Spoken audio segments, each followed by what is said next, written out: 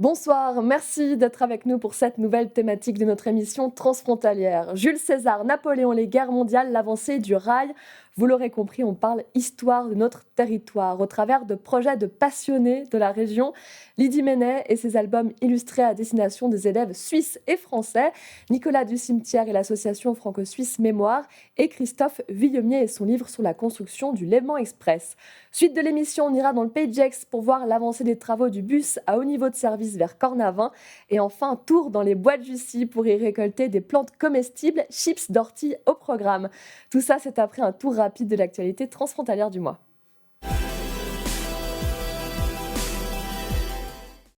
Genève a transmis son dossier sur la traversée du lac.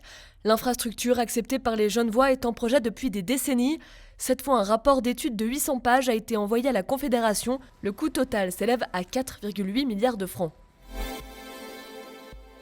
Début mai, 250 bateaux se sont alignés sur le lac pour matérialiser la frontière franco-suisse. Le tout était inspiré d'un tableau de Ferdinand Hodler. L'événement s'est appelé le Bref Alignement. La nuit est belle revient le 21 mai avec l'extinction des lumières de dizaines de communes du Grand Genève et des activités pour le public axées sur la faune sauvage nocturne. La première édition de La Nuit est belle avait eu lieu en 2019. Le Genevois français et l'Association des communes genevoises organisent un concours photo intitulé « Visage du Léman Express ». L'appel à candidature court jusqu'au 4 juin à l'attention des photographes professionnels ou amateurs. L'exposition itinérante aura lieu dès septembre 2021 dans tout le Grand Genève. L'histoire suisse et française de notre région est bien vaste. On va se concentrer sur certains aspects avec 3 passionnés d'histoire. Bonsoir à vous. Bonsoir. Lydie Menet, on commence avec vous, originaire de France voisine. Vous êtes enseignante, vous avez enseigné, vous êtes aussi et surtout autrice. D'où vous vient cette passion pour l'histoire et surtout pour l'histoire locale ? Disons que c'est une part de mon identité, en tant que personne ressortissante de ce territoire. C'est vrai qu'il est important, je pense, de donner une part à cette identité locale. Et puis, en tant qu'enseignante aussi, on est souvent appelés les pompiers du social. On constate parfois des crispations identitaires. Et parler d'histoire régionale, c'est peut-être une occasion, en tout cas je pense, d'apaiser les tensions.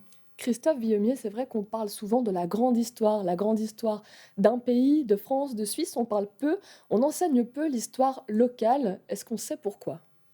C'est des questions de mode, l'université notamment, et puis plus avant l'institution scolaire s'en tient à des carcans de longue date. Et puis il y a des modes qui parcourent en fait ces institutions. Et l'histoire régionale n'est plus de mode en tout cas à l'Université de Genève, depuis un petit moment. Heureusement pour un certain nombre de chercheurs qui sont hors de l'université, bien sûr. Nicolas Ducimetière, vous avez créé récemment l'association franco-suisse Mémoire. C'est une association de personnalités, de personnes. C'est par ça, en fait, qu'on peut raconter aussi l'histoire régionale. C'est par ces biais-là. Oui, bien entendu. C'est vrai que l'investissement de plusieurs acteurs franco-suisses installés sur le territoire de Genève ou de Suisse romande voulait se porter en direction des archives, mais aussi des hommes qui sont derrière, notamment en rapport avec les conflits qui, certes, n'ont pas touché directement le canton, mais qui ont occupé certains de ses habitants français implantés à Genève et qui sont partis combattre, mais aussi volontaires suisses qui se sont engagés dans les rangs français. Alors Lydie Menet, l'histoire locale, vous la racontez, vous souhaitez la raconter au travers de 6 albums, 6 épisodes de l'histoire de notre territoire. On remonte à très très loin. L'acte fondateur, en fait, c'est Jules César, c'est ça ? Oui, alors l'objectif, en fait, c'est de publier une collection en 6 épisodes d'albums éducatifs de littérature jeunesse qui vulgarisent l'histoire de Genève de l'Antiquité à nos jours et de les distribuer de part et d'autre de la frontière à toutes les écoles primaires publiques du territoire, à destination des élèves de 10-12 ans. L'idée, c'est de faire connaître l'histoire régionale en pensant en tout cas qu'elle peut poser les jalons d'une identité collective. Donc, ce premier épisode, il remonte à 58 avant Jésus-Christ parce que c'est la date à laquelle Genève entre dans l'histoire. Vous savez sans doute qu'on dit d'un lieu qu'il entre dans l'histoire quand pour la première fois, il est cité dans un texte connu. Eh bien, Genève entre dans l'histoire alors par la grande porte avec le tapis rouge, puisque c'est sous la plume de Jules César qui écrit les commentaires de la guerre des Gaules que Genève véritablement est citée. Alors, peut-être j'ai quelques temps pour expliquer. Simplement pour reposer le décor, les Helvètes sont un peuple gaulois. Ils décident aux alentours de 60 avant Jésus-Christ de migrer, c'est-à-dire de quitter leur territoire qui est grosso modo l'actuel plateau suisse pour aller s'installer plus au sud sur dans l'actuelle Gironde. C'est le territoire à l'époque des Santons. Pourquoi ? Parce que les Germains se sont installés aux alentours de 60 avant Jésus-Christ au bord du Rhin, qui est leur frontière. Donc, quand ils décident de migrer, il y a 2 itinéraires qui s'offrent à eux, soit plein ouest, c'est ce qui les impose de traverser le Jura. Et là, le chemin est étroit, surtout pour un convoi de cette taille, puisque Jules César parle de 368 000 Gaulois. Plus vraisemblablement, ils auraient été 200 000, mais c'est quand même conséquent. Soit le deuxième chemin, c'est de passer par Genève et d'utiliser le pont qui traverse le Rhône. Le problème, c'est que Genève, qu'on appelle Genava à l'époque, est allobroge. Ce n'est pas un oppidum helvète. Dès qu'il apprend la migration du peuple helvète en marche, Jules César s'empresse en fait de rejoindre l'oppidum et son objectif, c'est de leur barrer la route. C'est justement ce que raconte ce premier épisode. Premier épisode d'une série à venir. On y revient dans un instant, mais autre moment important, bien plus tard, c'est l'époque napoléonienne. La région devient le département du Léman, sujet signé Delphine Palma. 26 avril 1798. Genève est officiellement annexée par la France.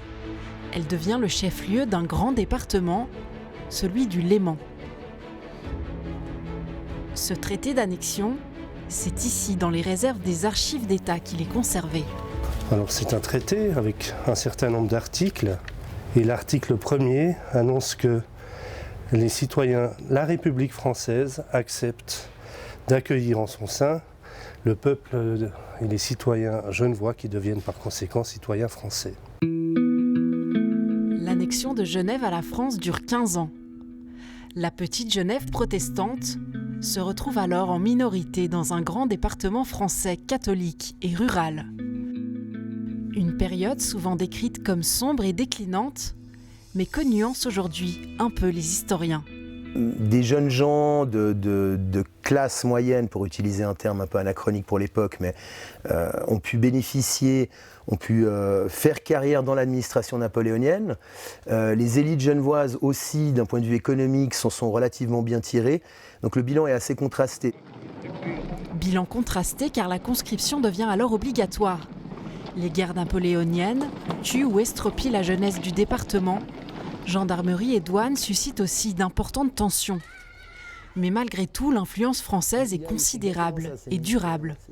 L'administration centrale y amène son système législatif, son code civil et pénal et ses habitudes administratives très bureaucratiques. Le système unifié des poids et mesures restera, ainsi que l'état civil et la constitution des communes, encore en vigueur aujourd'hui. Mais des traces tangibles, il y en a finalement assez peu.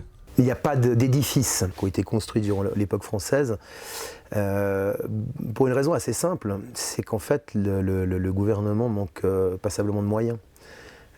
Les guerres demandent un effort financier considérable et donc en fait il y a beaucoup d'ambition, notamment on a l'ambition de construire une prison à Genève mais on ne va jamais pouvoir la construire parce qu'on n'a pas les moyens financiers de le faire. La parenthèse française se termine le 31 décembre 1813, lorsque Genève retrouve une brève souveraineté. En juin 1815, elle fait officiellement partie de la Confédération helvétique. Voilà, Nicolas du Cimetière, on vient de le voir, les guerres napoléoniennes, très vite, elles vont céder la place aux conflits mondiaux, aux conflits d'importance. La Suisse, elle est neutre. Et pourtant, dans ce territoire, dans notre territoire, ce Grand Genève actuel, disons, il se passe plein de choses. Vous le disiez tout à l'heure, vous êtes allé chercher dans les archives. Qu'est-ce que vous y trouvez alors ? Alors que ça soit par les registres matricules, les journaux de marche des régiments, on retrouve la trace de ces Français implantés à Genève ou en Suisse romande qui ont été appelés sous les drapeaux, qui sont partis au front. Donc plus de 20 000 ont fait ce déplacement, des milliers n'en sont pas revenus. Il faut parler aussi des volontaires suisses. Et les noms de 883 Français de Genève et de 45 volontaires suisses figurent sur le monument qui se trouve aujourd'hui sur l'un des pans de mur du Consulat général de France. C'est en souvenir de ces jeunes gens tombés au combat que nous avons voulu rouvrir ces registres, rouvrir ces archives pour découvrir qui ils étaient, quel était leur milieu familial, leur parcours, était-il implanté depuis longtemps ou seulement des arrivants récents à Genève. Et petit à petit, de ces fantômes de papier émergent des portraits de chair et de sang, des gens qui ont eu des descendants que nous essayons d'ailleurs de contacter. Et puis nous avons également découvert ce qu'on a appelé les oubliés de l'histoire, c'est-à-dire ceux qui, pour des raisons administratives X ou Y, n'ont pas été portés sur ce mur de marbre. Et c'est aussi une de nos missions d'aller à la recherche de ces oubliés et de leur rendre l'hommage qui n'a pas été fait il y a un siècle. Et cet hommage, il passera notamment par la rénovation donc, du monument aux morts qui se trouve à Genève. Petite anecdote quand même autour de ce monument aux morts, il est vraiment franco-suisse pour le coup. Oui, tout à fait, parce qu'il est né d'une part d'une collaboration entre un architecte suisse pour son dessin et d'un sculpteur français, l'arrivée pour sa réalisation. Et il a donné lieu, figurez-vous, à une convention internationale binationale, puisque le pan de mur est sur le consulat, il est donc en territoire français, mais la plate-bande qui vient orner de fleurs et les commémorations est, elle, suisse et est entretenue depuis 1923 par la commune de Genève. Christophe Villemier, les guerres, elles vont avoir une influence sur la construction de ce grand projet dont vous parlez dans votre livre, sur ce fameux CEVA qui a enfin abouti. Mais il y a un siècle, on n'en était vraiment pas là, puisqu'il y avait une première convention qui avait été signée dans les années, fin des années 1800, puis en 1912. Et là, en fait, on se dit, les guerres, on a d'autres priorités que de faire ce train. C'est une vraie épopée que la construction du Léman Express, puisque ça débute dans la deuxième partie du 19e siècle, si vous voulez bien, avec à l'horizon en perspective notamment la guerre franco-prussienne, des conflits qui secouent l'Europe, et puis les enjeux économiques et stratégiques que représente le rail. Le rail est alors en plein essor à travers l'Europe, notamment en France. La France se couvre de rails. Et puis, reste la Suisse. Qu'est-ce qu'on fait en Suisse ? On commence à construire des tronçons, notamment en Suisse allemande, dans le canton de Vaud, puis à Genève. Il y a Genève qu'il faut absolument relier par le rail. Ça sera chose faite relativement vite. On va construire la gare Cornavin en 1858. C'est l'inauguration. Et puis, il faut relier Genève à la France voisine, à Annemasse. Et on va mettre 150 ans pour mener ce projet qui va être vite oublié, évidemment, avec la Première Guerre mondiale, puis avec la Seconde Guerre mondiale, parce que les enjeux que traverse Genève sont tout autres. On a d'autres priorités. C'est l'avènement bientôt de la voiture aussi, dans les années 50-60, qui place le rail au second rang. Et c'est finalement grâce à des édiles politiques français et genevois, notamment Robert Kramer, par exemple, pour ne pas le citer, que ce projet va être remis sur le devant de la scène et sera conduit en quelques années. Qu'est-ce qui vous a plu, à vous, en tant qu'historien, s'orienter sur le train, l'histoire de ce Léman Express ? Pourquoi ? 150 ans pour un projet de cette envergure qui est de très grande taille, comme je l'ai eu dit, mais qui reste quand même quelques kilomètres de rail, c'est quand même assez long. On pouvait se demander pourquoi, quels étaient les enjeux, quels avaient été les conflits, les tensions, et puis finalement quel avait été le mariage commun entre les deux régions, entre la France et puis la Suisse. Qu'est-ce qui avait permis de mener devant l'église, devant l'autel, cette communion permettant la construction de ce train. Voilà, c'était des grands pans qui me passionnaient, qui me semblaient être très intéressants à mettre en lumière, et puis à mettre en lumière vraiment dans une perspective historique, pas sur les 20 dernières années, mais vraiment sur le dernier siècle. Dans votre livre, on trouve de très belles images, donc des photos d'archives, aussi des photos plus récentes, ça donne vraiment envie de le lire. C'est ce que vous faites aussi un petit peu, Lydie Ménet, dans votre projet d'album, c'est du texte, mais aussi des illustrations, de la cartographie à destination des élèves. On le rappelle, ces albums, c'est pour les écoles. C'est ça l'idée, c'est vraiment de donner envie aux élèves de se plonger dans cette histoire. Oui, alors, mon travail d'autrice-illustratrice, il pourrait, se résumer à un principe, qui est une citation attribuée à Montaigne, c'est l'élève n'est pas un vase qu'on remplit, mais un feu qu'on allume. Et l'idée, c'est vraiment de susciter l'intérêt, la curiosité, plus que de vouloir combler de détails. Et le parti pris, c'est de passer par le récit, Donc un récit qui soit incarné, vivant, épique, mais pas au prix de la rigueur scientifique qu'impose la vulgarisation. Bien au contraire, on part de sources historiques, des travaux d'historiens. L'idée de ce premier album, c'est d'éveiller l'esprit critique vis-à-vis de la source et du texte de Jules César, qui, on le sait, est très arrangé. Et puis, le tout, c'est avec un gros effort didactique pour le rendre abordable aux plus jeunes. Et les illustrations, elles sont faites selon le même principe, c'est-à-dire que ce sont des illustrations qui sont sobres et suggestives, et en même temps qui donnent à voir des pièces archéologiques, la numismatique gauloise, par exemple, la statuaire, toujours dans un univers graphique qui est familier de l'enfance, avec les techniques qui sont les leurs, que ce soit le crayon de couleur, l'aquarelle, le fusain. C'est un livre artisanal à l'heure du tout numérique, mais c'est un parti pris. Et la cartographie aussi est très importante. Juste pour terminer, il y a une dizaine de pageux qui terminent justement l'ouvrage et qui finalisent le récit graphique, qui invite le jeune lecteur à suivre les aventures de Geneviève, une jeune apprentie archéologue, justement pour aller faire des énigmes, résoudre des énigmes, mais aussi aller à la découverte des traces du passé concrètement. Un côté jeu. Nicolas du Cimetière, vous aussi, l'idée, c'est de sensibiliser les élèves. Alors, comment vous allez précisément, faire je rebondis sur ce qui vient d'être dit. Il faut allumer le feu de l'envie, de la connaissance et de la recherche. Et dans le cadre de l'association, certes, nous faisons un travail d'archives avec l'Université de Genève, mais nous allons aussi lancer, en direction des élèves du primaire et du secondaire, un certain nombre de chantiers où ils seront appelés à aller justement étudier ces jeunes gens du temps jadis, à en retrouver le souvenir et essayer de mieux les comprendre. Donc différents établissements, que ce soit l'École française de Genève, l'Institut Florimond, le Collège du Léman et évidemment le DIP, ont été invités à participer à ce travail qui va faire mettre les élèves vraiment au sein des archives. Donc on le rappelle, juste pour ceux qui nous regardent, Nicolas du Cimetière, donc les projets c'est en Suisse, pour l'instant Lydie Ménès c'est en France avec une volonté de le faire aussi en Suisse. Christophe Villemier, on avait l'idée, quand on a construit Léman Express, de dire on va réunir deux régions qui parfois ne réussissent pas à s'entendre, la France, la Suisse, on a toujours des conflits. Est-ce que finalement ce Léman Express, il tient ses attentes? Est-ce qu'on a réussi à faire cette identité collective par le train? Je ne sais pas s'il y a beaucoup de conflits entre la France et la Suisse. Je ne suis pas si sûr des incompatibilités de niveau politique ou administratif, oui, puisque c'est l'architecture finalement administrative qui peut mener à des incompréhensions. Je pense que c'est trop tôt pour répondre à cette question. C'est bien trop tôt. Parce que, voilà, bientôt plus d'une année que nous connaissons une période de crise qui n'a évidemment pas été très favorable à la création du Léman Express et à son expansion, on va dire.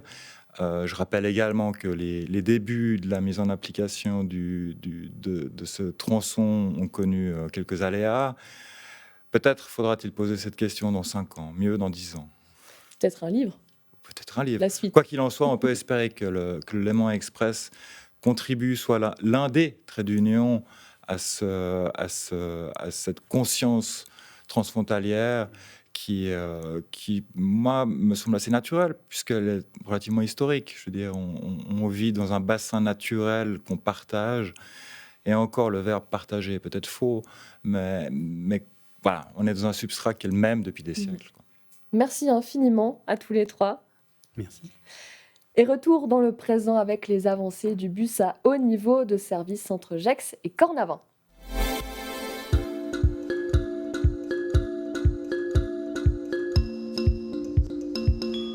La ligne de bus à haut niveau de service a pour vocation d'extraire de la congestion routière la ligne de bus transfrontalière qui relie Gex à Ferney-Voltaire, puis gagne Genève jusqu'à Cornavin.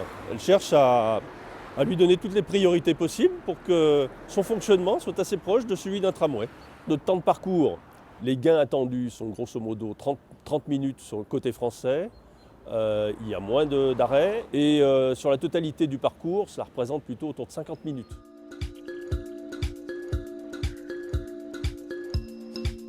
Nous avons réalisé à ce jour les 4 communes précédentes, qui étaient Gex, Cessis, Cenis et Ornay. Nous en sommes à la moitié de Ferney-Voltaire, à peu près 1 km sur les 2 km qu'il comporte. À présent, nous allons nous atteler à réaliser les derniers tronçons.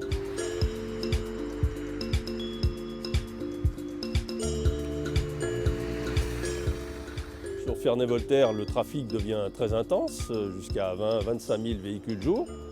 Et par conséquent, le seul moyen qui était possible pour nous d'extraire le bus de ce trafic intense était de lui créer un site propre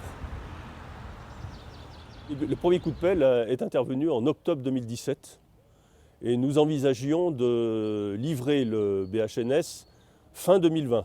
Il risque d'y avoir un petit décalage, donc de 2 ans. Le projet prévoit 42 millions hors taxes de travaux. On sera peut-être légèrement inférieur à ce montant à la fin de notre aventure.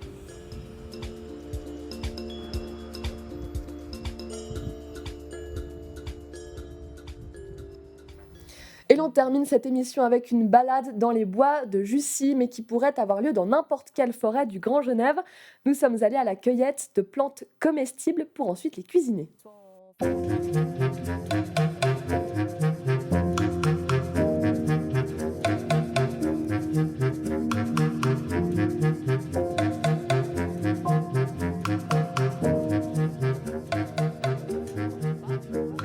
Sabrina, on a l'habitude dans la forêt de trouver des fraises des bois, mais vous allez à la cueillette d'autres plantes, on peut trouver en fait n'importe quoi qui se mange. Alors oui, c'est ça que je trouve assez génial, c'est qu'en fait on est proche des habitations, il y a pas mal à Genève de bois ou de forêts, et puis ce qui est top, c'est qu'on peut trouver énormément en fait de plantes à côté de chez nous dans la forêt. C'est parti.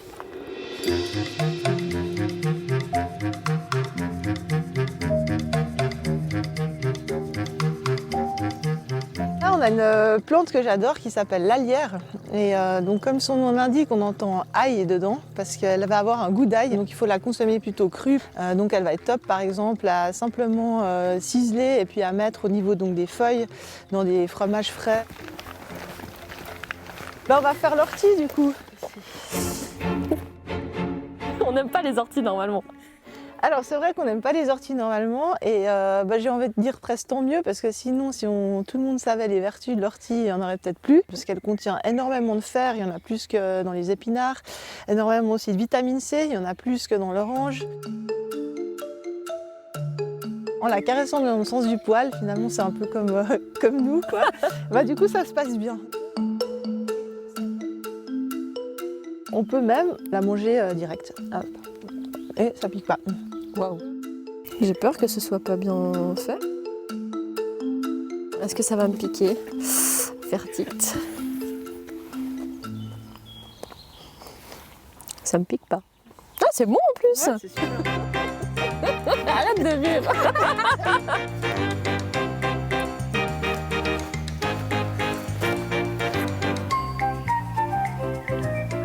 Et si on se pique avec les orties, il y a la solution aussi dans la nature. Exactement, la solution dans la nature, ça va être entre autres le plantain. Ce qui est intéressant avec cette plante, c'est que vous pouvez faire des espèces de petits cataplasmes. Après, on va aller appliquer ça sur une brûlure, piqûre d'ortie, ou bien aussi ça marche aussi sur les piqûres d'insectes par exemple.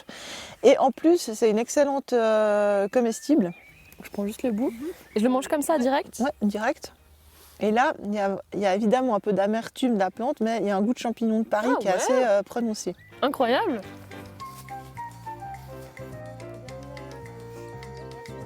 Elle s'appelle le lierre terrestre, qui a un petit peu une petite odeur comme ça de menthe, champignonnée, un peu sous-bois. Bon Sabrina, là on voit deux plantes qui se ressemblent beaucoup. Il y a un risque quand même quand on fait de la cueillette comme ça, c'est de se tromper, de faire une erreur, de s'empoisonner. Quels conseils vous donnez justement pour les gens qui voudraient faire de la cueillette? Prendre peut-être quelqu'un qui nous accompagne et qui connaît une fois pour un peu montrer quelques bases, expliquer quelques bases. Commencer aussi à regarder un petit peu des bouquins. On peut après se faire une mémoire en fait des plantes et ne plus se tromper.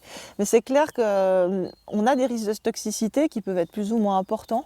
Et il faut quand même être sûr de ce qu'on cueille. On ne va pas partir comme ça et se dire j'essaye, on verra bien.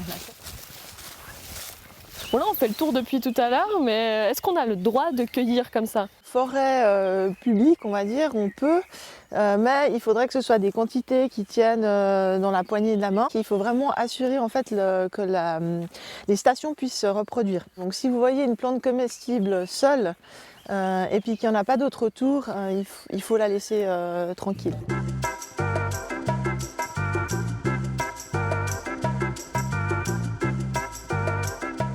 Alors après la cueillette, on se met à la cuisine. Qu'est-ce qu'on peut préparer là? Alors là, on va pouvoir préparer déjà un fromage blanc à la lierre. Du coup, ça va vraiment donner un petit côté sympa. Et puis, si on a du pain, on peut évidemment mettre ça sur des petites tranches de pain. Mais là, je propose, comme on va rester un petit peu aussi dans ce thème du végétal, de remplacer le pain par nos feuilles de tilleul et puis de déposer du coup un petit peu de fromage blanc à la lierre sur les feuilles de tilleul et de pouvoir les déguster comme ça. On va aussi pouvoir faire du coup des chips aux orties. Ça c'est très sympa, vite fait, facile à faire. On sent que ça picote un tout petit peu, mais c'est ça pas... fait rien, ouais, ouais. voilà, exactement. Ouais. c'est bon. Et puis on peut également aussi faire du coup le lierre terrestre juste revenu dans l'huile d'olive ou dans du beurre avec du sel et du poivre. Et ça se déguste très bien comme ça aussi. Elle vous vient d'où cette passion comme ça pour la cueillette, la cuisine? Comment est-ce que vous l'avez découverte? Alors j'ai découvert en fait le côté comestible des plantes à travers ma formation d'accompagnatrice en montagne. Et puis pour moi ça a été une énorme révélation en fait. Et puis bon, depuis toute petite je suis assez un peu à la Mowgli, pieds nus, torse nu dans la nature, en train de faire des arcs, d'être dans les arbres et tout ça. On se reconnecte un petit peu avec des façons de vivre de l'époque des nomades ou des chasseurs-cueilleurs et de prendre le temps en fait, et de prendre le temps des saisons, de prendre le temps du coup d'aller chercher la nourriture là où elle est, dans tout le respect et puis dans toute la diversité qu'elle propose. Et ça, vous le proposez aussi au travers des stages et avec le public. Exactement. Merci beaucoup Sabrina. Avec Bon, on continue un peu la popote. Ça marche. Puis nous on vous laisse. Allez, salut. Au revoir.